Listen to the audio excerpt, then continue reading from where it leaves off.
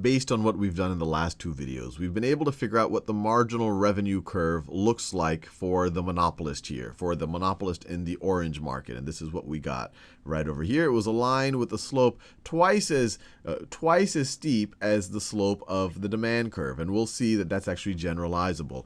There's an optional video that I'll do very shortly where I prove it with a little bit of calculus. But it's very important to realize that this marginal revenue curve looks very different than the marginal revenue curve if we were dealing with perfect competition. If we were dealing with perfect competition, there would be some equilibrium price in the market, and all of the competitors would essentially just have to take that price. So let's say that that equilibrium price was $3 per pound. Then our marginal revenue curve would look like this. If we were not a monopolist, if we were one of the many perfect competitors, I guess you could view it that way, because we would just have to take that price. If we wanted to sell 1,000 pounds, each of those pounds, we would get $3 per pound. And then if we want to sell 1,001, we'll just get $3 per pound for the next one. It doesn't change. We're just taking that price. With a monopolist, things do change because we are the only producer in the market. The price at which we can get changes depending on what we produce because we are the entire supply for the market. And we have this downward sloping marginal revenue curve. Now, with that out of the way, let's think about what will be the optimal quantity for us to produce if we wanted to maximize profit. And if we think in pure economic terms, that's what firms try to do. They exist to maximize profit.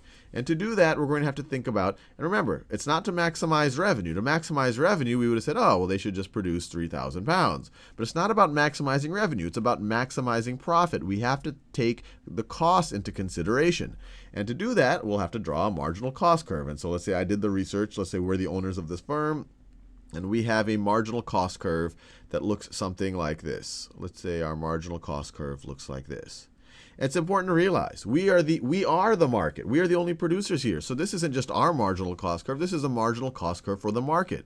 Or another way to think about it, this is the supply curve for the market. It tells you at any given price how much the market is willing to supply. You could view it as a marginal cost, or you could view it as a supply curve. And we've talked about it before. You can view a supply curve as a marginal cost curve.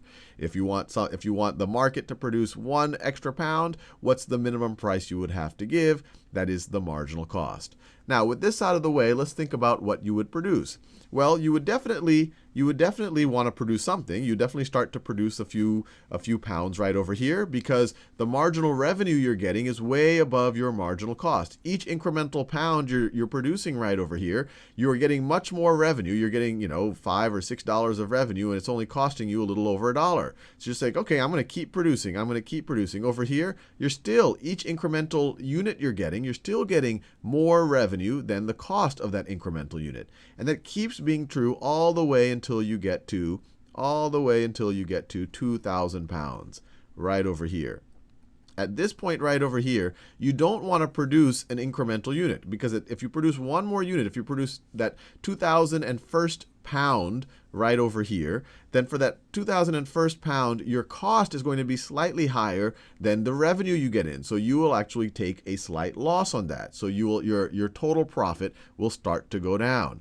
And you don't want to produce less than this because you'll be leaving a little money on the table. You'll be leaving that little incremental pound where the total revenue was just slightly higher than, or where the marginal revenue on that incremental pound was just slightly higher than your marginal cost on that incremental pound. So you will produce right over there.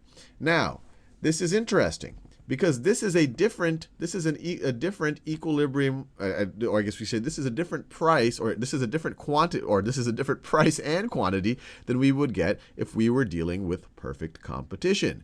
If we were dealing with perfect competition, our equilibrium price and quantity would be where our supply and demand curves intersect. It would be right over here. It would be a price of $3 per pound and a quantity of 3,000 pounds.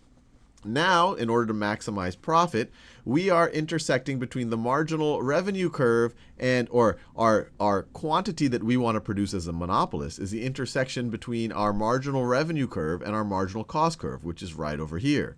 And so we can see that there is a deadweight loss. There is a deadweight loss by being a monopoly, although it's good for us. It's good for the monopolist. It's not good for society, at least in this example. And there's very few where I can imagine it being good, but I guess there are a few if you're trying to kind of protect a national industry or something like that. Over here, this is the quantity that we are deciding to produce.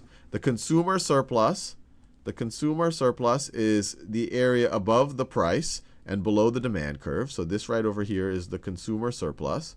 The producer surplus is looking pretty good, and this is essentially what we're trying to optimize. Our producer surplus is this whole area. Right over here. Producer surplus right over there. But we have a deadweight cost. There's a total surplus that we would have gotten if we went to that the society would have gotten if we were dealing with perfect competition right over here, that's now being lost.